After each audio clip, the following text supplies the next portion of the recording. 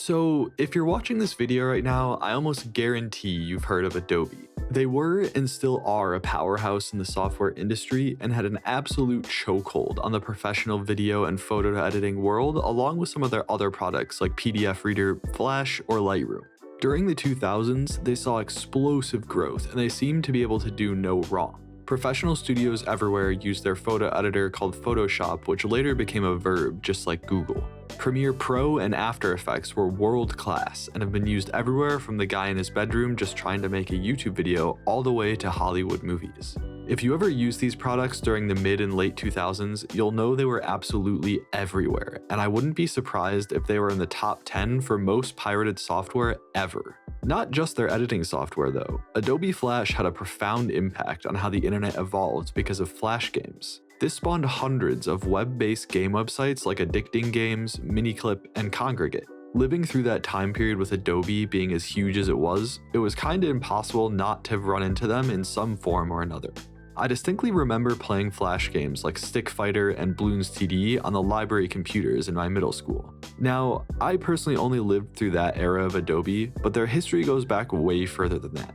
They were founded over 35 years ago, and Photoshop wasn't even their first big product. Adobe Illustrator, released in 1987, yeah, it's that old, was their first real commercial hit, raking in $19 million during its first year. In a series of smart decisions, good timing, and brilliant partnerships, Adobe went from a company who made less than $100,000 in its first year to one of the most valuable Fortune 500 companies ever. However, before we get into their video editing suite, we need to travel back in time to the precursors of Adobe and figure out how the company itself came to be. Adobe started in John Warnock's garage, much like other tech startups. It was founded 40 years ago in 1982 by two engineers who formerly worked at Xerox named Chuck Geschke and John Warnock.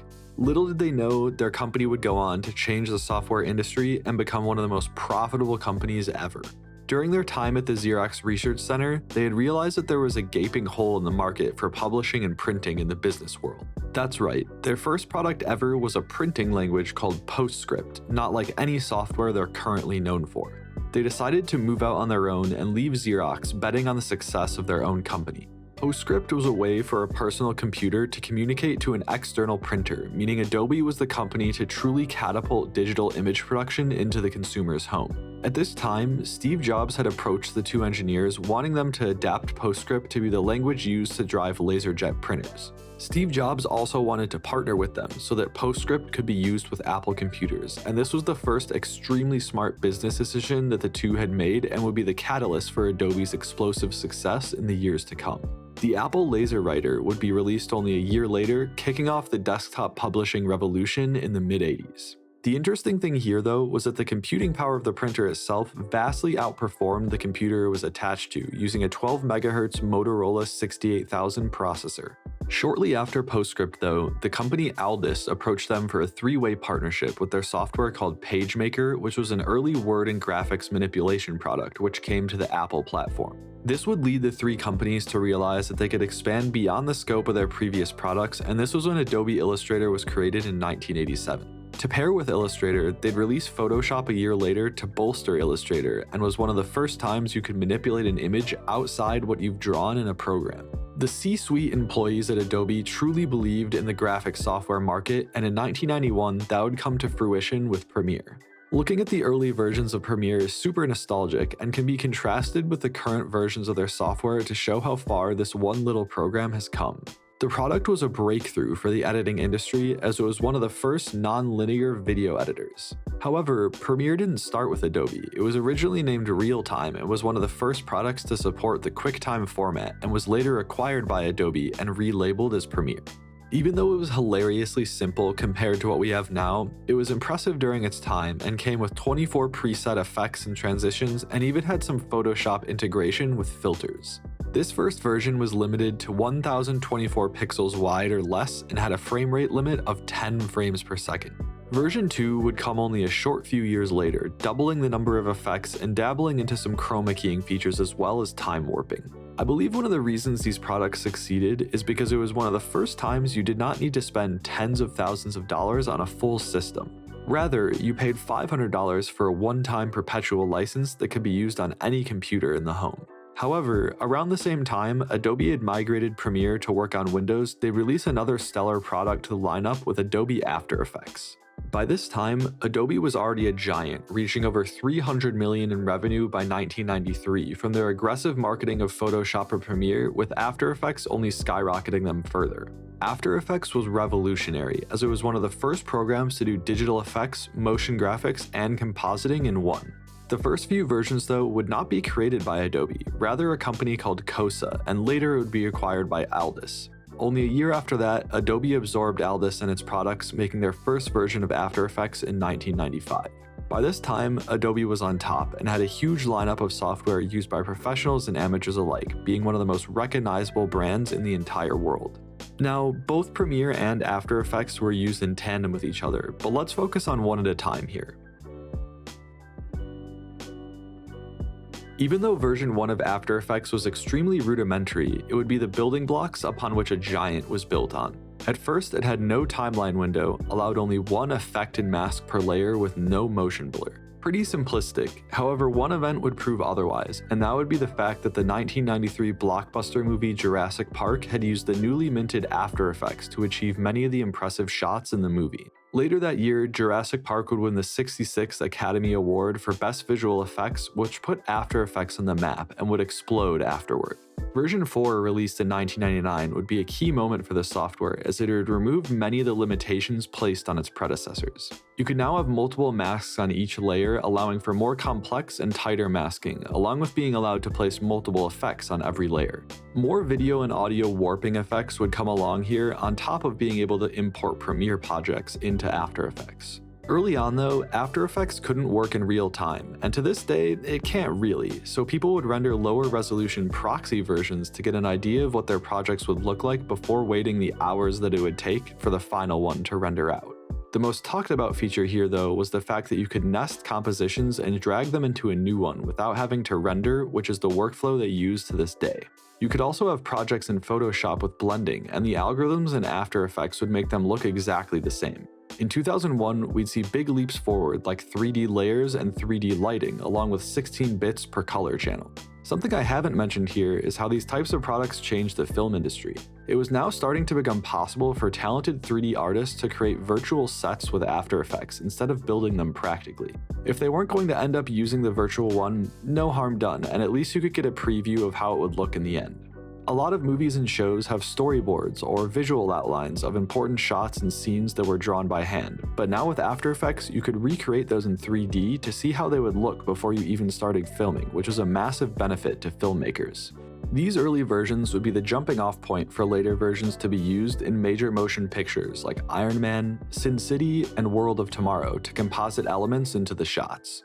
In version 6, we'd see the addition of motion capture, which I'm sure you've heard talked about with movies like Rise of the Planet of the Apes as well as Lord of the Rings. After 2004, we'd see After Effects renamed to After Effects CS, getting big features like adaptive motion blur and better lighting calculations. In the mid and late 2000s though, After Effects truly became bigger than itself, as it had broken out of the Hollywood industry and into the home with online content creators. Channels like Corridor Digital and Video Copilot were creating high-quality videos with amazing VFX using these programs, as well as making tutorials. Nowadays, you can find thousands of creators not only using these pieces of software, but also creating resources for newcomers to start learning. People have even shown off After Effects in Vines and TikTok videos with professional-looking effects. We'd later see groundbreaking features like 3D camera tracking and ray tracing added in CS6. The name changed again to After Effects CC in 2013, where we'd see Cinema 4D integration and Sony RAW footage support. By the mid-2010s, After Effects' impact was widely known, and its powerful features are still used to this day in YouTube videos and major motion pictures. Not only that, but After Effects is used heavily in modern video games as well to achieve amazing-looking cutscenes and graphics. To this day, After Effects remains one of the giants in the VFX industry and will almost certainly go down in the Software Hall of Fame for its impact on the world. I think the reason Premiere succeeded in the way that it did, as I mentioned briefly earlier, was that it was the first NLE to be widely available to almost anyone because of its cost and ability to run on a home PC or Mac. Before this, edited footage was extremely cumbersome, with editors literally rewinding manual footage in a tape machine cutting together shots. But with the advent of digital video, Premiere shattered that completely, and thus the virtual video editing revolution began. The early versions pretty much only supported dragging clips into a timeline, basic audio tracks, and some preset effects. But that was enough to prove the concept, and over the years we'd see this tiny little program turn into an absolute monster capable of rendering beautiful 4K video. Version 4 of the software finally allowed for full-screen video and broke the 10 FPS limit from previous versions, which was a big deal at the time. Only a short while later in 1996, Premiere would push the envelope for what was thought to be possible and supported a 4K frame size. That's fucking insane to me, as 4K TVs have only recently become affordable, and they were doing this over 20 years ago. Anyways, in 2003 though, the original version was rewritten and given a new label, which was Adobe Premiere Pro. It came along with Adobe's Creative Suite Production Studio, which included Premiere Pro, After Effects, Photoshop, and Bridge. Premiere Pro 2 was the first NLE to natively support the Canon 24F format, redefining 24p footage, which is the frame rate we associate most closely with Hollywood movies. Around the same time that After Effects was given the CS name, Premiere Pro would also receive this treatment along with time remapping. In Premiere Pro CS3, we'd also get Mac support back, because for a brief while they dropped the Mac platform. In Adobe's 25-year celebration blog, they highlighted a few things that happened around this time. In 2006, they created something called Dynamic Link, which lets you easily move back and forth between Premiere Pro and After Effects to work on one project with both programs simultaneously. Another big move that happened later in 2011 was pulling back on physical boxes and instead creating the Adobe Creative Cloud, moving their software completely online. Now, there is most certainly a debate about subscription services being hated due to companies using them as a way to extract money from their customers year over year, and I'm personally on the side of somewhat disliking them. However, it did make Adobe a ton of money, and it seems like the world is heading in that direction, sadly. Anyways, just like After Effects had an online explosion, the same thing happened with Premiere Pro on YouTube and social media, with creators making tutorials and ultra high quality content edited with Premiere Pro. You can find tons of resources from creators online to learn, and just like Adobe's other products, Premiere Pro remains as one of the largest NLEs on the market. It's absolutely wild to see all the things that have been created using Adobe's software, from a simple family photo album all the way to the biggest Hollywood blockbusters of our time. Adobe had a profound effect on the software and computer industry, and whether you love them or hate them, I don't think we would be where we are today without them. If you're at all interested in learning about this stuff for yourself, I'll link some creators' channels in the descriptions because there's some fantastic content out there revolving around these types of products made by people just like us. You can join the Squash Discord to enter the composition challenge if you'd like, link in the description.